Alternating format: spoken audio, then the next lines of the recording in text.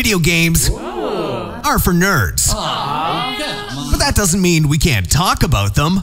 That's why you're listening to The Week in Gaming, the only gaming podcast that breaks down the last 7 days and tears games apart from the inside. Ugh. So forget your worries, open your ears, and join Simon Miller and a co-host for the entertainment chatter you need. Also, screw Dark Souls.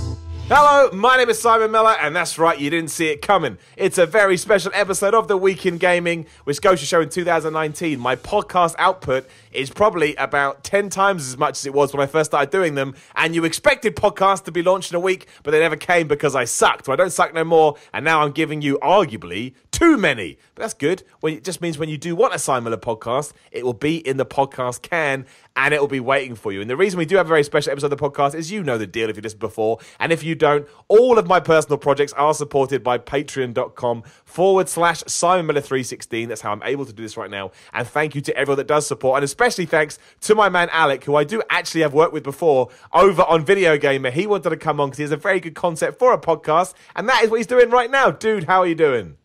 I'm very good, thank you, Simon. It's good to catch up with you once again. I know, man. Like the secret between mine and Alex's relationship is we were filming a Miller report. We're not going to get into it. Happened a long time ago, and we needed. Alec was in the office to do a Video Gamer podcast, and we couldn't find anyone to talk to, so we just pretended we didn't know Alec, and we just pretended he was someone we met on the street. That's right. That's how the Miller report used to work. Well, actually, it used to be quite legit, but some days our plans never would happen at all. So it was like, well, we're screwed. What do we do? But yeah, dude, that must have been 3-4 years ago, something like that. It's about that long. All I know is it got me added to the Video Gamer cinematic universe. Man, that was a crazy time. When people ask me, Miller, where did you come from? I just go look at that. Like, I don't know. Go look at that and you make your own mind up because I don't know what it was. It was great and I loved it, but boy, howdy, was that a crazy time.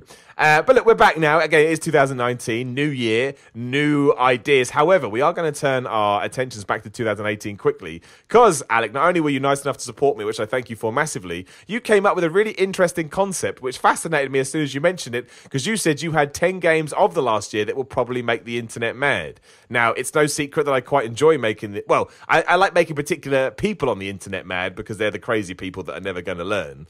But if nothing else, it probably means you have an interest in 10 games from last year that may actually turn some people onto games they never heard about before. Quite possibly.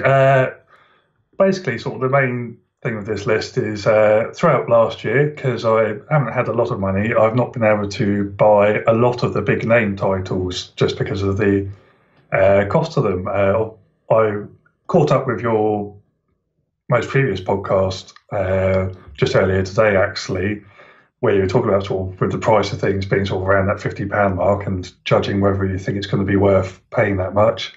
In my case, I sort of went towards a lot more sort of some of the indie titles. There are a couple of sort of more big name games on here, but for last year, I went towards a lot of stuff that was sort of more priced towards that sort of £15 to £20 mark. Yeah. And found a lot of sort of hidden gems in there. Well, I think the cool thing about that is you're 100% right, and something I've been thinking about since we had that chat, and again, that podcast is up now if you haven't heard it. A bit more of a serious discussion for this podcast, but it was good, is that you were kind of talking about, we were talking about at the time, how should you judge it differently, but sometimes you just got to break these things right down. Some people just can't afford £50 games. Do you know what I mean? It's as simple as that. £50 is a hell of a lot of money, especially when you don't know how much you're going to enjoy something. And, we still want to enjoy games. We still want to throw ourselves into games. But sometimes you can't because, you only have a certain amount of money for your entertainment budget. And you have to do with it, you have to do what you can. So I actually think you've been quite entrepreneurial with that. Kind of sat down and gone, right, how can I get the best out of the budget that I've got?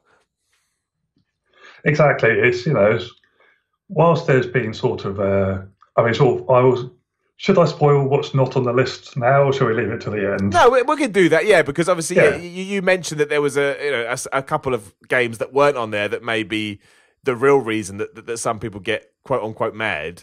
So, yeah, we'll start there and we'll work our way backwards. That makes sense. Okay, so the two big omissions from the list are there is no God of War and there is no Red Dead Redemption 2, which have been on most outlets' top 10 lists, if not at the very top. Yeah, and I can see why. They are great video games. Again, I've said it about Red Dead before. Not essentially a video game for me, but one that I respect that I respect massively.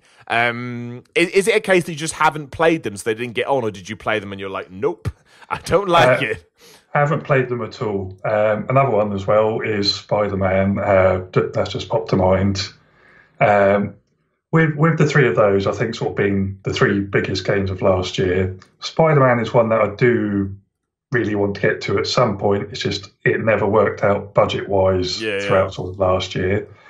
God of War, I did play I tried the previous three games. They just never were quite for me. So I never had sort of that hype coming up for the new one. And whilst obviously sort of the feedback's been good on it, it's just never been one that really sort of grabbed my attention. So it's something that I might get round to, but I can't guarantee it. And I wasn't willing to sort of shell out full price for it. Yeah. Just on sort of that off chance. No, I think that's fair enough, man. I think that's using your entertainment dollars wisely. And also, in the future, if you want to dip into it, you know that it's there waiting for you as well. Exactly. And it's probably going to be cheaper by the time I actually get around to it. So I think I'm making the best of it. I think it's quite cheap now, you know. I'm going to look as we talk. I think I saw it the other day and I was like, man, I'm an idiot for playing that much for a game. I mean, I got it day one, obviously, which, you know, comes with a premium, of course, but it's still sometimes hard not to look at it and go, should I have waited? But I think, on Amazon right now, it is. It's 30 quid on Amazon. Deal.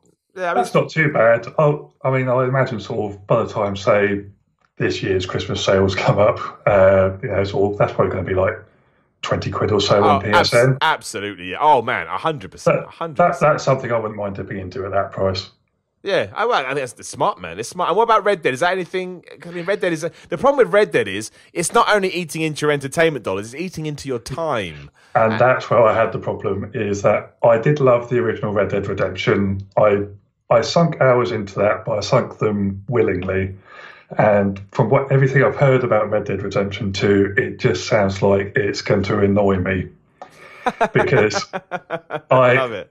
I don't mind the idea of sort of being a cowboy, riding around on a horse, exploring the environment, all that sort of thing. But if I've got to eat in between that, if I've got to polish my horse and polish my gun and do all this sort of finicky stuff on the in-between as well, I don't want to be doing that. No, I don't like survival games at the best of times, and if it's introducing those sorts of survival elements into Red Dead, it just sounds like it's going to irritate me rather than be fun.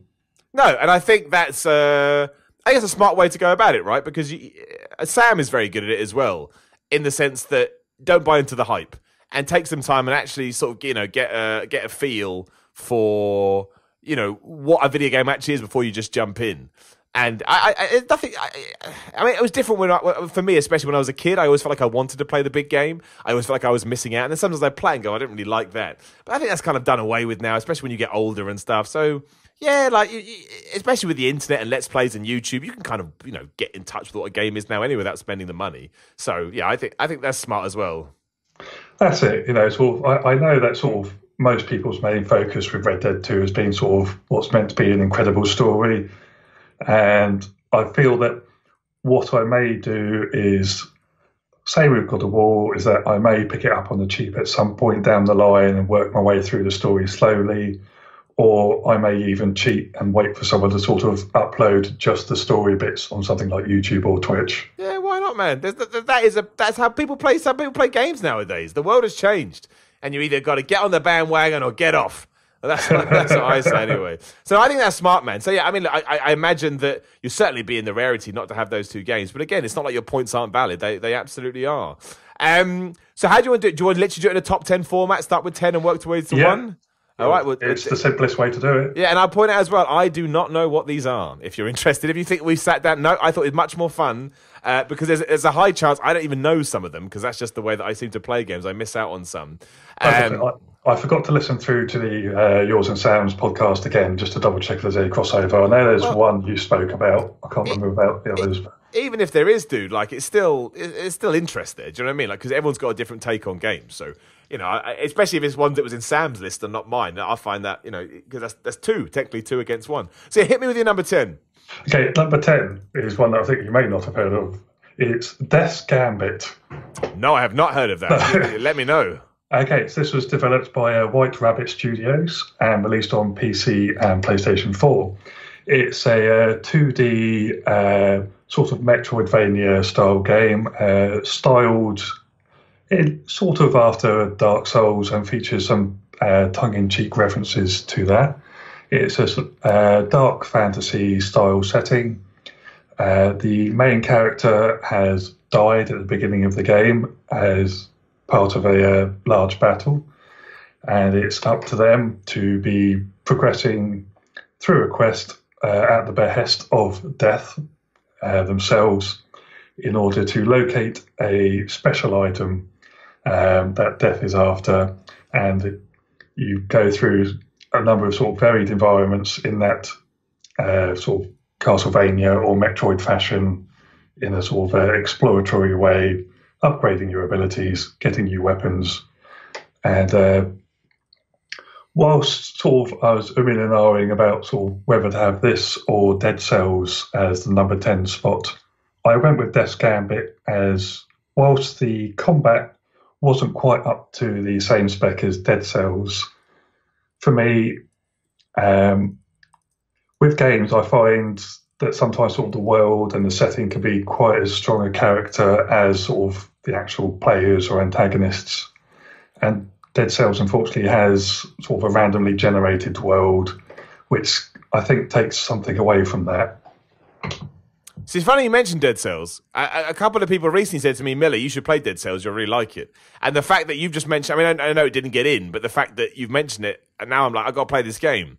Which is weird, because a lot of people say I should play it because I like Rogue Legacy so much. I never thought I'd like Rogue Legacy. So that has cemented it now. I'm going to go get, maybe even today, I'm going to get Dead Cells and see what I think about it. I like what was it called again, that game? Death's Gambit. I like the idea of you dying and then having to sort of, I mean, that's just a cool way to start any game, right? And then kind of dealing with everything that comes after that. That's just cool. I mean, I look at some images now and the video. I mean, again, it's got that quintessential sort of indie feel to it. Like, you can tell it's an indie game, which is not which is not a criticism by any stretch of the imagination. Yeah, but like, sorry. No, you go, man. You go. I was just going to say, it had a bit of a rocky start at launch, which is why I did have to put it sort of a bit further down the list. But it's had a number of patches. It's been well supported since the start. They've updated the combat mechanics quite a bit, and it doesn't crash as much as it used to now. So I would definitely recommend it if you're after that sort of a Metroidvania fix. The cool thing about it as well is you mentioned the Metroidvania thing, which I love. I mean, that usually gets me 9 times out of 10. And this one looks a bit like Metroid. It looks a bit like Castlevania, but also it's like a real distinct feel to it. I can't work out what it is. It's almost like the camera's pulled back a little bit, but it doesn't. It looks a bit like Guacamole in terms of where the camera is. It looks really interesting. Yeah, I think. Yeah, if you definitely enjoy that style of game, this is definitely one to check out. Again, as I say, it's in the cheaper range of pricing as well, so it's. I'm trying to think of how long it took me. It was definitely sort of one of these sort of sub 20 hours type thing, so it's not going to be taking up too much of your time. And there's a variety of play styles on offer as well, so you can go with sort of your fast and aggressive style of play, or you can be a magic user, or you can go with pole arms and stuff like that. So there's the chance there for going through in different play styles as well. So if you like it enough, you can go through multiple times. Yeah, no, dude, that's a great shout. I mean, the thing is, Sam tells me about games all the time I forget, so he's probably mentioned this and I've forgotten. Either way, right now, it looks badass, and I will definither check this out as well. I love games like this. A good shout. Absolutely good shout. Although, and some menus look a bit Dark Souls-y. Screw that. But other than that, though, it's all good.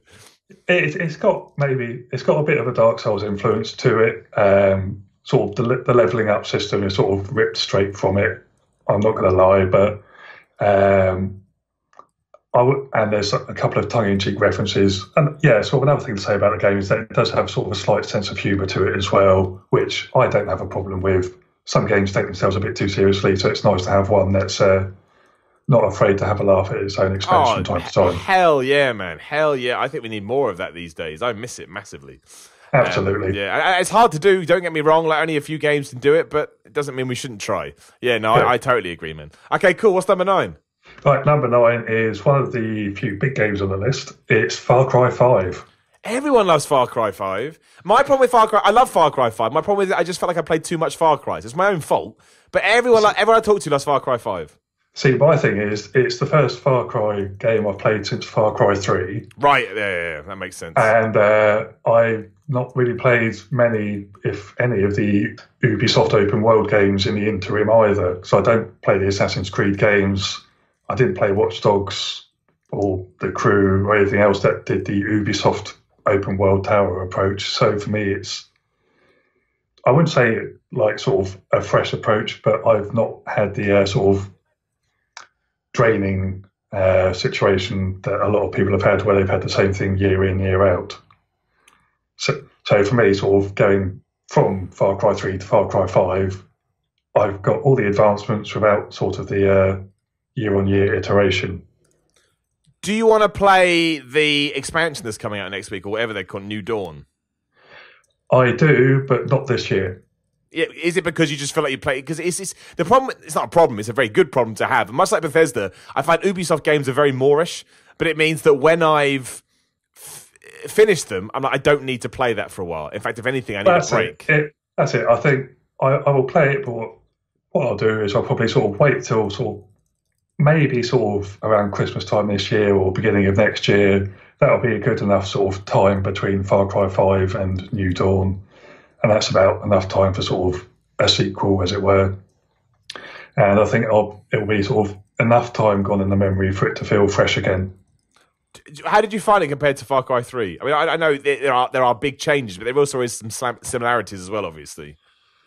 To be honest, I think I preferred it to 3. Obviously, 3 was quite sort of a big step up for the series. But I think 3 was sort of a very good sort of starting point for how Far Cry could progress. And obviously you had sort of the start of the Ubisoft, let's call them the iconic villain mantra that they've has to sort of put into everything nowadays. But I did go back to Far Cry 3 because they had the remaster that came out with Far Cry 5 and the season pass and all that. And it was fun to go back to it, but I didn't stay with it for more than a couple of hours. I think time's moved on from it now, and Far Cry 5 is just that sort of definite improvement on from it. There you go.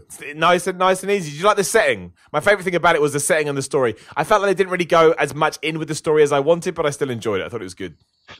Yeah, the story, I enjoyed it. It, as you say, sort of, well, I think a lot of people were expecting it to be a bit more sort of going in on the political side of things than it actually did, but I sort of expected that Ubisoft wouldn't try and go too overboard to that, because at the end of the day they want to sell to as many people as possible, and that includes people that they might potentially offend if they went too far with that. Well, you know what, is a very good point. Finding that balance is hard. Yeah, it's true, because you're not trying to be some statement, are you? You're trying to sell copies, as much as some people don't want to admit it. That is what you're there for, to sell. Exactly. To sell stuff. Yeah. So I was just going to say, sort of, so we'll see where they go with New Dawn. It'd be interesting. I mean, I respect Ubisoft. Their work ethic is, they don't slow down. I mean, the towers I never really got on with, and I think, as weird as it sounds, I preferred old Ubisoft to news Ubisoft. But yeah, they never slow down, and I respect that massively. They just go on and on and on and on. So yeah, more power to them. What's in at number 8? I'm excited now. This is a good list so far. Right. What I have at 8 is Monster Hunter World. That is interesting. Now, were you one of these people that was upset about how the digital monsters were being treated? I remember seeing that news article. I thought it was very strange. Very strange. Like, I'm not into animal cruelty at all. I think it's awful.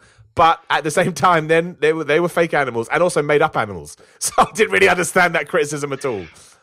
I remember when I first saw it being played, and sort of you see the animals sometimes limping. It was like, oh, okay, they've sort of modelled that a bit realistically. And then when you get a T-Rex that's able to spew fire at you, suddenly most of that goes away, and it becomes a fight for survival at that point, and you're not quite so worried. No, yeah, I mean, I don't want to put it. I get it to a certain extent, because empathy and sympathy don't, that's an instinct apart from anything else. I was being facetious, but what was it about it? Because I know it had. It really picked up online. Like, a lot of people were talking about it, and wasn't it the best-selling Monster Hunter they've done so far? Didn't it smash records? I think it was one of Capcom's best-selling games ever. It sold something like 7 million copies. Jeez, that is nuts. Because and again, this is all on me. Obviously, it's a great video game. I had no inclination to play it. Like I knew it was there, but at no point to think, I should sit down and play this. But clearly, I mean, that's ridiculous. I know. I never played a Monster Hunter game before it. It's basically a case of, because it mostly been handheld, and it always turned up on handhelds that I'd never owned at the right time that the games came out on. So it was sort of my first steps into it. I'd waited until the PC version because a good friend of mine, because of the fact I didn't have much money, sort of bought it for me on Steam, and I was able to sort of pay them back a little bit at a time just to help with the finances. Yeah. And so I sort of jumped in, not knowing what I was in for, really, and just found myself having a blast with just being able to go in and, funnily enough, hunt monsters. Yeah, well, but that's what it is, right? I think sometimes when something, because you do it with mates and stuff as well, don't you? Like it's a heavy co-op element. Yeah, sort of. It eases you in, sort of doing things sort of a bit by yourself at first with the story sections, and then there's the ability to sort of either call in random people via sort of a SOS system, or you can arrange things to be going in as a party with your friends. I will say, sort of to its detriment, I think Capcom, if they do a sequel or sort of a big update, they could do with making the party system a bit easier to sort of figure out next time round, because it can be a bit fiddly for actually getting everyone into the right lobby and server and everything at the same time, which seems a bit counterintuitive for such a multiplayer-focused game. But when you actually get everyone there and working and getting focused on taking down a big target, that's when it shines through. Yeah, and I guess they're definitely going to do another one now if it's sold that well. So I guess feedback like that is stuff they're going to take on and probably try and implement quite quickly. Absolutely. Wow, look at that. I mean, everything's better with friends. I completely agree with that. Like that, that stands to reason. But yeah, I never thought that game would do it as well as it did. And obviously, we're how long are we? Like 2-3 weeks, if that, away from Resident Evil Remake 2 as well. So Capcom, man, they're just smashing it, to say the least. Yeah, it's great considering I seem to remember them being sort of a bit in the doldrums, sort of not more than a decade ago. So it's good to see them back on top again. Absolutely, it's true. And I'll always love Street Fighter, even 5, which was a weird broken mess in terms of modes. I love it. So they've always got a win in my book. We're up to 7, right? What is number 7? And that's a good segue, because talking of Street Fighter, we're on to another fighting game, and that's Soulcalibur VI. Do you know what? I am such an idiot in the sense that I like the Soulcalibur games a lot. And I mean to play them, and I never got around to playing Soulcalibur 6, even though they're kind of one of the last 3D fighting games I actually like, and yet I haven't played it at all, which is dumb. But you can sell it on me right now. In which case, I highly recommend it, because I think it's possibly the best one since 3 or 4. It's basically I wouldn't say they've gone back to basics, but they've sort of removed what I consider definitely a lot of the bloat from 5. They've retooled sort of these single-player modes, so there's a lot more content in there as well. I've forgotten what they've called it this time around, but sort of the Edgemaster story mode, so you can either create a character or take a sort of one of the pre-generated characters and do the whole sort of travelling around the world feature on sort of an individual story, along with sort of your arcade-style modes. You get the online play works pretty much fantastically this time round. There's new features in there as well now, including something called a reversal edge, which is where you can counter an opponent's attack, and then it sets up a small, about 1 or 2 second window where you can do a sort of rock, paper, scissors maneuver to... That's interesting. Yeah, so say you're getting beaten down, if you can pull off this reversal edge and win the rock, paper, scissors thing, it gives you a bit of a boost against your opponent for a couple of seconds to try and get your momentum back against them again. So even if you are sort of someone who's not the best player in the world and you're up against someone who's slightly outmatching you, there is a chance to sort of try and get that win back. Yeah. Have you played it online much? I've played it a fair bit. I'm not the best player in the world, I will admit, because I am a big fan of sort of the Namco fighters. So sort of this and Tekken are where my strengths tend to lie. I do enjoy Street Fighter as well, but I'm even worse at that. But I mean, like, it's got, you know, good modes and it holds up all right. Because I still find that, I still find that some fighting games come out and they struggle online, definitely. Yeah, I mean, sort of the very first few days at launch, there were sort of some server connection issues and the like, but ever since then, it's been running fairly smoothly for me, and that's even playing on PC, where the community is maybe not quite as big as it would be on console. Yeah, no, that makes sense. But it sounds good, though. Is there any honestly, because it passed me by entirely, is there any new characters or anything like that, or is it just the same old roster? It's gone back to mostly a classic roster. The create a character section is obviously there as it has been for the past few entries, and is still almost as detailed as ever. It's not quite as detailed as Fives was, but it's still enough there to have some quite wacky and bizarre creations, as many people may have seen online. Yeah. But I've personally been able to create Gambit from the X-Men. Nice. Coraline from the children's movie. And before there was an official one, I created 2B from Nier Automata as well. Right, so that's cool, right? So it's got a good character. It always has done, but that's still cool. You can do that stuff. Yeah, it's just fun to muck around with and take those creations online to play with. Yeah, exactly. And people like that, especially when they recognise them too, right? It's just fun. Exactly, yeah. I like Soulcalibur. It's got good personality. That sounds a ridiculous thing to say about a video game, but it does. Like we just talked about games having fun. I always feel like they don't. It's a serious game, but it has a good edge to it. That's it. I think it's one of the better ones for sort of. I hate to use the term, but casual players as well, because everyone. With sort of Tekken and Soulcalibur, I think, are both good ones for people to just pick up a pad, start playing, and know what you're doing. Yeah, and I that's why I like Mortal Kombat so much. Everyone gets mad at me about this, but it's not as deep as some fighting games. But you can learn it, you can get into it, or if you just smash away, it's a brilliant game, Mortal Kombat. Like it really, really is. And I think Soulcalibur absolutely fits into that as well. In fact, I bet Soulcalibur is dirt cheap because no one buys Soulcalibur anymore. Like it's not in this country anyway.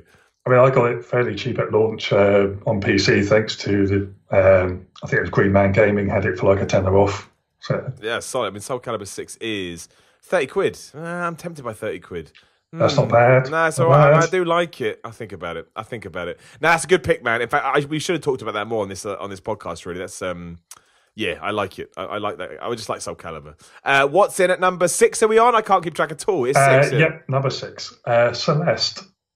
Did Sam talk about this one, or am I making that up? I can't remember. I can't remember, to be honest. He may have. So I don't remember. I never remember because he talks about games like what. We'll pretend he didn't, and I'll go fresh. Well, I'm looking at it now. It looks horrific in terms of it looks insanely hard. Like it looks crazy hard.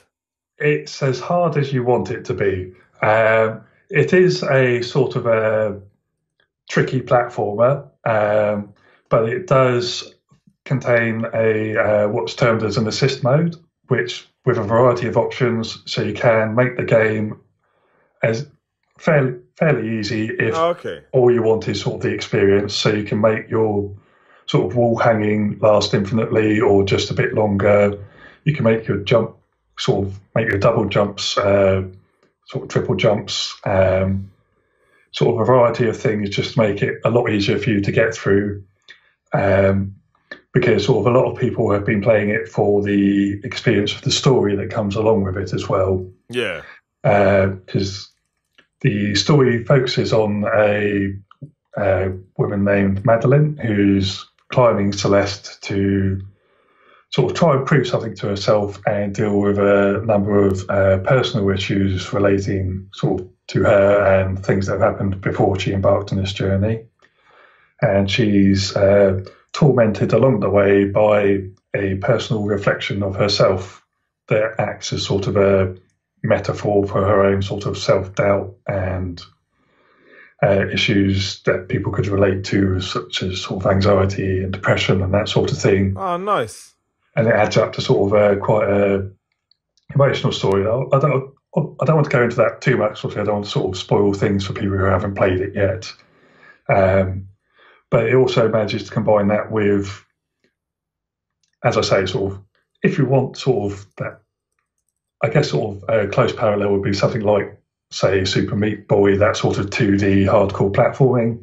But at the same time, if what you want is the experience and a bit of like platforming, you can turn all these assist modes on and just go through for the experience to be done in the sort of a good sort of 8 hours or so. I like that. I both like the way they're approaching that from a gameplay point of view and from a, you don't usually get narrative in platformers like that, but that sounds really cool. I don't know how I heard about that. I probably didn't. It passed me by because I'm an idiot.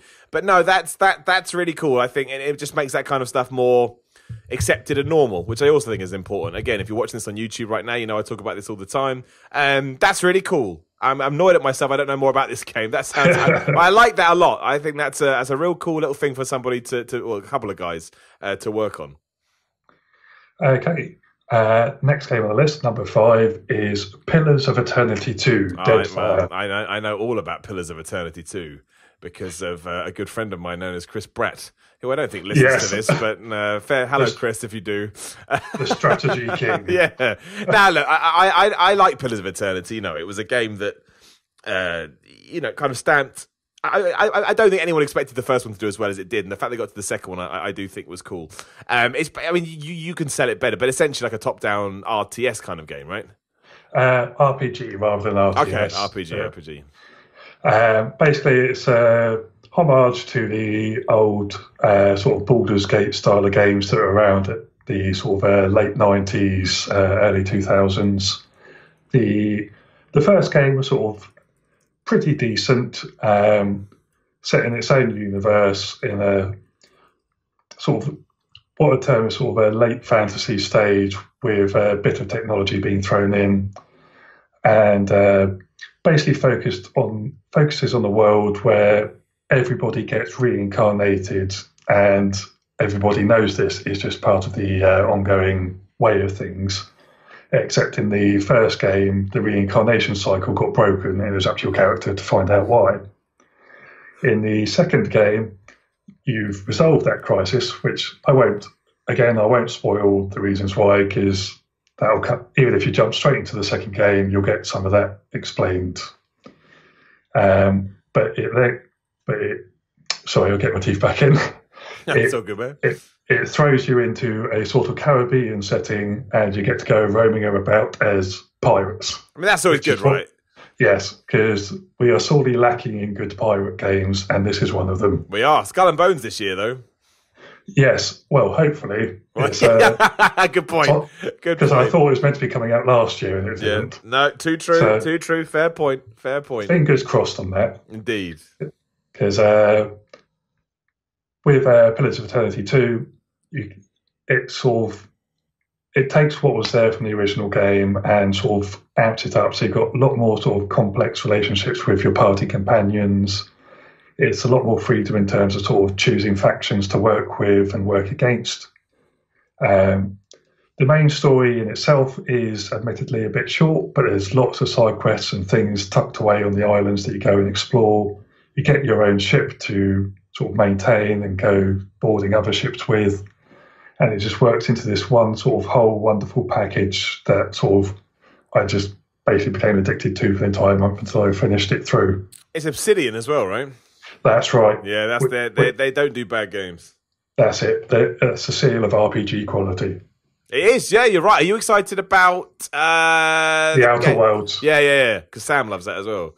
Yep, that's probably one of my most anticipated games for this year. Yeah, it's his as well. There you go. You see, like Obsidian doing their thing. Now, I actually think I'd quite like Pillars of Eternity if I sat down and played it. But again, it's just a time thing. It's that kind of mixing of sort of the old with the new, which is kind of what Celeste was like as watched. Now I just watched it. It felt very retro, but obviously was bringing in new ideas. So no, I think that probably is a game that should have been shouted about more. It really went not under the radar, but at the end of the year, it certainly went under the radar.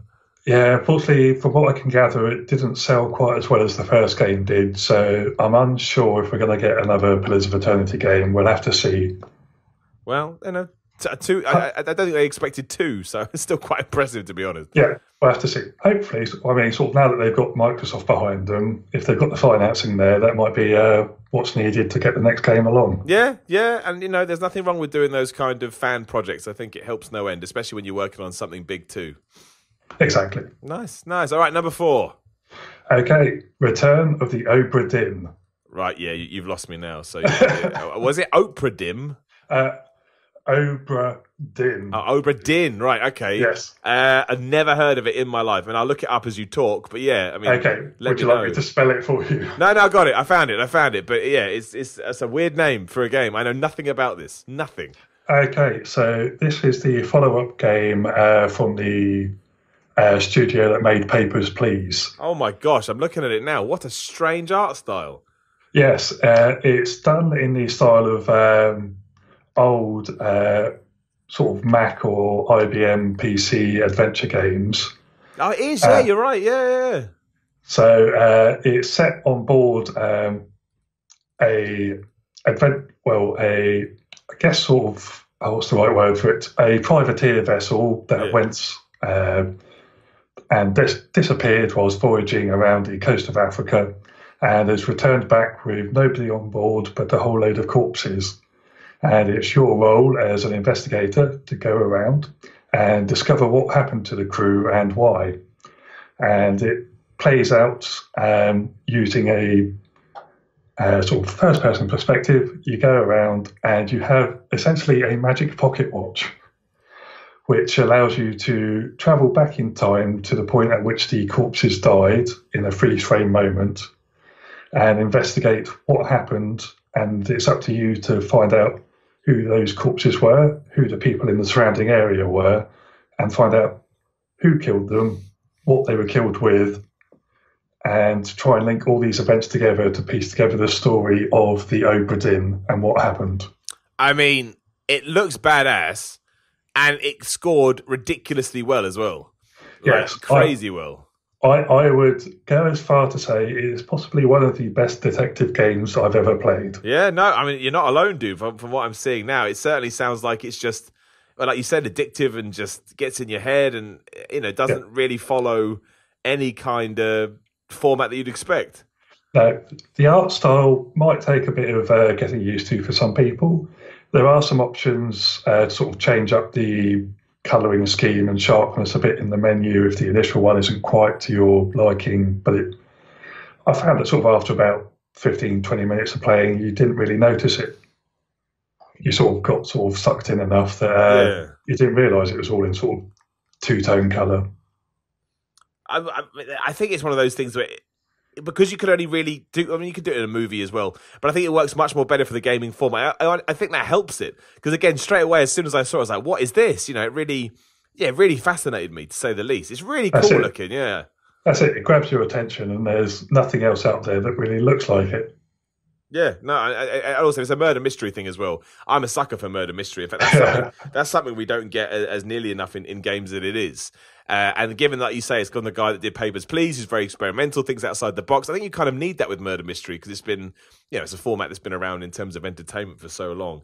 This is a really cool game. This is one that I'm annoyed that I've missed out on, especially again because like yourself and everybody else is raving about it. So yeah. Oh man, I will absolutely look into this. What a good shout. How did I miss that? Looks really cool. Okay, on to 3 is Florence. I know Florence. Florence was released solely on mobile devices this year. It's a very short experience. Took me about 45 minutes to complete. And it's a very simple but bittersweet tale that goes through the stages of a relationship between two people, and one of which is the titular Florence, and it's going through things sort of from her perspective.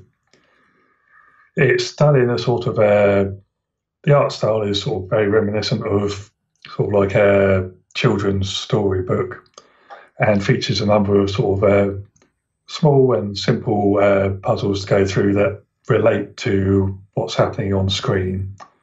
The entire thing is sort of text and dialogue free, but everything slots together in a way that really sort of accentuates what's happening in the story at that moment on time. And one of the things that I think has been highlighted in a number of sort of other reviews is what I guess you could term as the dialogue system. So, for instance, one of the early chapters has Florence and this fellow that she meets going on a date. And the conversation system involves parts of a text bubble, but they're done in sort of a jigsaw format. And initially, the jigsaw is incredibly sort of fragmented, and you've got to sort of put the puzzle pieces together for each of them. But as the conversation keeps going and the conversation flows and they get to know each other better, you get less and less pieces to have to piece together because the conversation is becoming easier to get through. I'd say the coolest thing about it, and this is the most obvious thing I'll say, is the fact that it's on mobile. Do you know what I mean? Like, that's just, again, I've been watching it as you've been talking and stuff, and the way it uses your mobile phone, even like the portrait and landscape stuff and everything you've just said about how, it builds a relationship for your phone. This is why I like mobile games. Stuff like, it wouldn't work if you did it on anything else, I don't think. That's it. It uses the mobile format sort of very well. It's something that might work on something else with sort of, say, a mouse-based system on PC, but it does really utilise sort of your phone in sort of the best way possible. It's not just sort of something on screen with a couple of buttons to tap. It is using sort of the device it's on. Yeah, no, it's really, how much is it? Is it cheap? It's $2.99. That is ridiculous. And I think it's worth every penny. Have you gone through it multiple times as well? I've gone through it a couple of times, yeah, sort of myself, and I've showed it off to a couple of people. As I say, because it takes less than an hour, and because of the fact that with it being mobile and fairly simple to do, it's something that can be shared to people who aren't normally sort of what we'll class as, sort of quote unquote gamers. Yeah, no, absolutely. This is what I love about stuff like this is how cool. It's just cool, right? It's just a cool idea to be able to do, and it doesn't fit into that stereotypical games are just about shooting people kind of nonsense that a lot of people spout out. That's it. If it's there and you have to interact with it to make it go forward, it's a game. It's exactly that, and the fact it's on your phone as well, which obviously everybody has nowadays, and so on and so forth. Yeah, I just think that's really, really good. Yeah, I'm just looking it up now. It's loaded the US store for some reason, but $2.99 on your phone. Honestly, I think when free to play is done right, as I've said 1,000 times on this, is absolutely brilliant. And by the same token, games like this where it just asks for a small premium, but they give you like a 40-minute experience or whatever, and can come up with basically an interactive storybook, right? It's just something about it, and it's almost like you could watch Netflix or Amazon Prime, or you can do this, and you can just interact with it a little bit. It's that simple. No, that's a really good shout, man. I may get this, I will get it actually, given my new love of mobile devices. That's a really cool choice. I like that a lot. Okay, what we're moving on to now was originally my number one choice until something swiped in at the very end of the year. And number two is Call of Cthulhu. Dude, yes! Yeah. Let's absolutely talk about Call of Cthulhu. I played that game. It was good. Yes, I absolutely loved it. Because I'm a fan of sort of the Lovecraft mythos, even if it's sort of sometimes a bit problematic at times with the time she wrote it and being sometimes a not nice person. But the ideas behind it and what they can do with it in terms of sort of games and movies nowadays, it can still make a very great product. It's been ages since we had a Call of Cthulhu game. Yeah, and it's so old school, but in the best possible way. Like, I don't know, and the atmosphere it creates as well, like the opening hour and a half, where it's just foreboding, and information. It is so well done. Like, again, if you think it's got millions of dollars planned into it, don't play this game. But if you don't really care about production values, you don't mind it's a little bit B tier, as they say. It does what it sets out to do so well. I really like it. That's it. I've got no problem with janky games whatsoever. Sort of some of my favourites in the past have been a bit jank. So this is absolutely fine for me. And I just love the fact that it was primarily an investigative game as well. Yeah, definitely. The only point that you sort of have to use a weapon there, the point is sort of towards the very end. The rest of it is all about sort of searching for clues, applying those clues, talking to people, And yeah, it was absolutely everything I wanted from a Call of Cthulhu experience. Yeah, and it's just, it gets you as well. The atmosphere is so well done. It does freak you out after a while. You're like, oh man, it's uncomfortable. It's just uncomfortable. It's not scary, it's uncomfortable. And it's and I like the way all the the weird stuff, you get more paranoid, or your demeanor changes depending on what you do and stuff. Like, I loved all of that. I thought, oh yeah, it's such a good under the radar game that it doesn't take overly long to finish, and yeah, the frame rate's a bit rubbish, but who cares? Really, really, yeah, just a great under the radar game that I loved it. Yeah, and whilst this I don't know which ending you got, which doesn't really leave much of a chance for a sequel, but I'm hoping to see sort of maybe sort of not a sequel as per se, but another game set in the sort of Call of Cthulhu universe from the same people sometime in the future.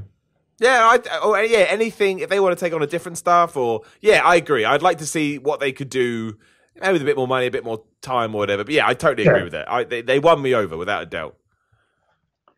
Okay, and moving on to what was my top game of the year, and that was GRIS by Nomada Studio. I don't even know what that is. That is brand new. Okay, this came out at the very end of the year. I think it was December 13th, so it snuck in right at the very end. This was a 2D puzzle platformer, as I say, developed by Nomada Studio, who are Spanish. So GRIS, which is a GRIS, as opposed to Grease, the John Travolta thing. It's Spanish for grey, and it's another one of the sort of emotional journey style of platformers.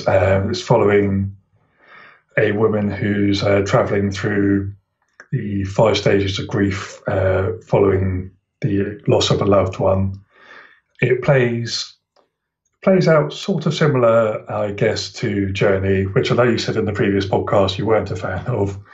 But, it's my own fault, though. I overhyped it in my own head. It's my own fault. Yeah. So I don't want to overhype this too much, even though it's my number one. But I found it to be sort of an incredibly moving experience going through it. It controlled wonderfully. The art style is incredible. It's got a sort of ink and watercolors artifact to it, so it looks like sort of like a graphic novel come to life. The soundtrack is amazing throughout, and it even manages something that is almost impossible in video games, and it makes the water level fun to play. Never happens, dude. I don't believe it. Wow, I never even heard of this. How did you find it? I've never even heard of this. I remember seeing a trailer for it earlier in the year, and then because it's published by Devolver Digital. Okay, yeah. Because I follow them on Twitter, I saw them sort of doing some of the pre-release promotion, and I was just like, I remember that. I'll have to keep an eye out for it. And then the release date came, and it's like, yeah, I'm definitely going to have to get that.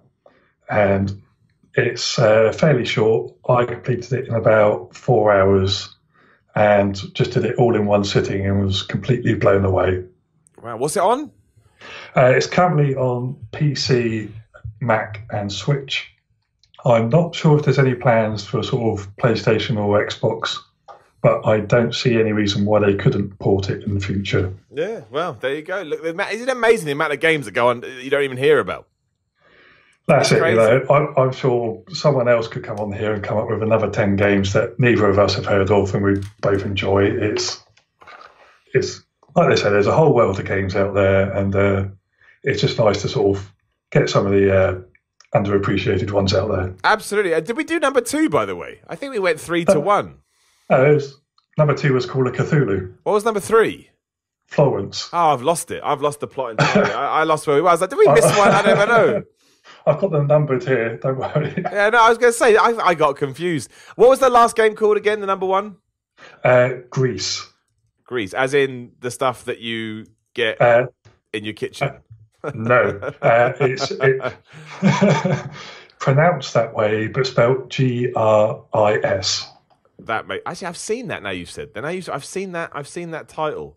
Yeah, I would never even thought to play that. By a Spanish indie developer as well. Jeez, that's awesome. I love Devolver Digital. Just on the record, I just think the stuff that they, the stuff that they come up. Actually, didn't they get in trouble recently for this game? Not in trouble. Didn't they piss somebody off because someone said their advert was bad or something? Oh, it's Facebook were ridiculous because they put up a video trailer for the game. And Facebook had it moved down because they said it featured sexually suggestive content, and it didn't. What it had was a silhouetted statue of a woman. Okay. There was no nudity involved. There was nothing rude going on. It just happened to have the outline of a woman. So there you have it. Women are rude. Right, well, okay. According to Facebook. Well, I don't even know where to begin with that. That is, that's ridiculous. Dude, that's a good list, man. I think there's a lot in there that people can extrapolate and go and sort of toy around with and probably, get a new experience they weren't expecting. Even better now, because we're in 2019, where the game industry will look forward, which means if you do want a game from 2018, it will continue to go down in price. It's just the world that we live in. Exactly. And talking of looking forward, if there's one game that I can recommend that people take a look at for the upcoming year, it's a game called Elsinore. It's another indie developed one. It takes place during the events of Shakespeare's Hamlet. Oh man, well I'm in. That sounds amazing. Yeah. You play as Ophelia, and it's a sort of Groundhog Day style game where you're playing through sort of the last 3 or 4 days of Hamlet over and over again, trying to change events and stop all the bad things from happening. How has this game been in development for ages? Yeah, it's been in development for I think about 3 years or so. It was originally meant to come out towards the end of last year, but they've basically been doing last-minute bug fixes and patching. There's sort of a demo release build out for people who are Kickstarter backers. So it's definitely due for release. It's got a Steam page up, and I'm basically waiting for it to come out any time now. Yeah, because I just looked it up, and obviously all the materials from it from a few years ago. So I was like, wait, what? But no, it looks like a point-and-click game, but with Hamlet. I'm all right with that. That sounds awesome. So that's my one to watch for 2019. There you go, dude. Another one. Look at that. You've just thrown another one out there for 2018 as well. I never would have heard of this. I need to get back in the game. I've lost it. I've lost it entirely. Good shout, dude. Good shout. Honestly, good list. That's the best thing about games is that, even if you want to play AAA games, great. But if you don't, there's some really, really cool stuff under the radar. And I'm talking about games that are coming out in 2018. Don't worry, after we talked about it on Monday, if you're not happy with Alien Blackout, which was announced on Monday. It's a mobile game. Fox have come out and said, look, don't worry. We are going to do more Alien games for console. So it's okay. They're coming. They're coming. It just depends I hope so. Well, I imagine we'll get another Alien Isolation or a game like that, would be my guess. Yeah. Would be my guess. I mean, I was a bit disappointed by the news, mainly it wasn't so much it being a mobile game, it's just I did really want a sequel to Isolation. That was the main thing. No, I totally get it as well. And everyone does this, right? As soon as you hear stuff, you get excited. Of course you do, because you want what you want.